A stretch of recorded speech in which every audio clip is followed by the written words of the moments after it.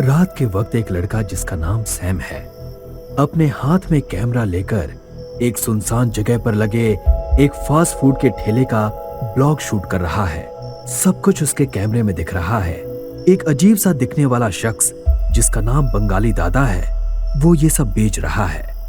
Sam blog बनाते हुए बोल रहा है, hello guys, welcome to my food blog channel जिसको आप देख रहे हैं। मैं नाइट में बंगाली दादा के ठेले पर हूँ जो बहुत ही क्लासिक फास्ट फूड बनाते हैं। अंकल जी, क्या मेकिंग प्रोसेस है चाउमीन का, प्लीज बताइए। सैम सब कुछ अपने कैमरे में शूट कर रहा है। वो अजीब सा दिखने वाला इंसान रहस्यमय ढंग से हंसता हुआ चाउमीन बनाते हुए सैम से बोलता है, ये गए डर के नूडल्स, ये गया घबराहट का मसाला, ये गई रुलाने वाली मिर्च और आखिर में गया मौत का नमक और ये तैयार हो गई दहशत भरी चाउमीन। ये मिटाएगी भटकती प्रेत आत्माओं की भूख। सैम चौंक जाता है। वो देखता है बंगाली दादा के ठेले के पास अजीबोगरीब साए चलते हुए आ रहे हैं जो कि प्रेत आत्माएं हैं। वो सैम के कैमरे में नजर नहीं आ रहे हैं। बंगाली दादा शैतानों की तरह हंस रहा है।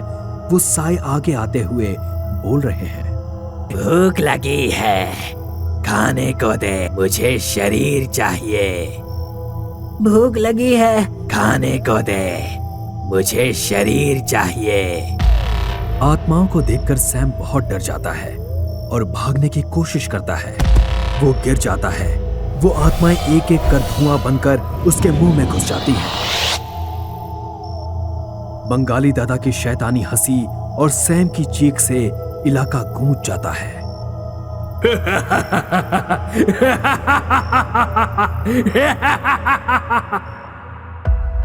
28 साल का फ्रैंकलिन एक अंधेरे कमरे में एक चेयर पर बैठा है।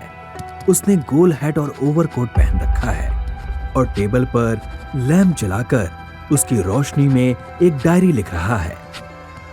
वो जो लिख रहा है वो एक अंधेरी और तूफान रात थी। मैं आज ही हैदराबाद कुछ काम से आया था और अपने अंकल पॉल के घर पर ठहरा हुआ था। अंकल पॉल अपने 26 साल के लड़के सैम और आंट मेरीना के साथ शहर में थोड़ी दूर एक फार्म हाउस पर रहते थे। हालांकि मैं अक्सर वहां जाता रहता था, पर इस बार मुझे घर का माहौल कुछ अजीब लग रहा था। सैम और मैं कजन होने के साथ साथ अच्छे दोस्त भी थे। मैं जब भी उसके घर जाता हम दोनों हर वक्त साथ रहते, मगर इस बार सैम का बर्ताव अजीब सा था। मैं जब से आया था वो अपने रूम में ही था। मैंने अंकल और आंटी से पूछा, अंकल क्या सैम अपने रूम में है?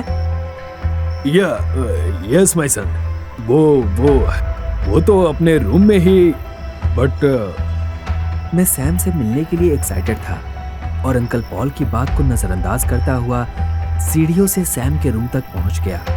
हे बडी, ओपन द डोर, मैं हूं फ्रैंकलिन। सैम के कमरे से कोई आवाज नहीं आई। मैंने एक दो बार और आवाज लगाई। थोड़ी देर के बाद सैम ने दरवाजा खोला। व्हाट्स अप ब्रो, कैसे हो? सैम के चेहरे पर कोई भी एक्सप्रेशन नहीं था। ना वो खुश था ना उदास। उसे देखकर मैं अंदर ही अंदर चौंक गया था। क्या हुआ सैम, आर यू ओके? तबीयत ठीक है ना तुम्हारी? मैं ठीक हूँ, मुझे क्या होगा? मेरे दिमाग में हजारों सवाल उभर आए थे। ये वो सैम नहीं था जिसे मैं जानता था। जो सैम मुझसे मिलते ही खुशी से झूमकर गले लग जाता था, ढेरों बातें करता था, ये वो सैम नहीं था। अभी मैं ये सब सोच ही रहा था कि सैम ने मुझसे कहा, ओके फ्रैंक, डिनर पर मिलते हैं। इतना बोलते हुए उसने मेरे मुंह पर दरवाजा बंद कर दिया। इस बात से मैं दुखी भी हुआ और हैरान भी। मैं चुपचाप सीढ़ियों से नीचे उतर गया। घर के अजीब से माहौल की वजह से मैंने ज्यादा किसी से बात करना सही नहीं समझा।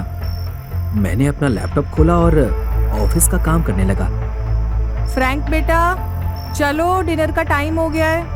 कुछ ही देर में मैं, अंकल पॉल और आंट मेरीना खाने की टेबल पर थे। मैं बार बार सैम के कमरे की तरफ देख रहा था। फिर मैंने कहा, आंटी, क्या सैम हमारे साथ डिनर नहीं करेगा? उसकी तबीयत तो ठीक है ना? यस माय सन, वो ठीक है। बस आता ही होगा।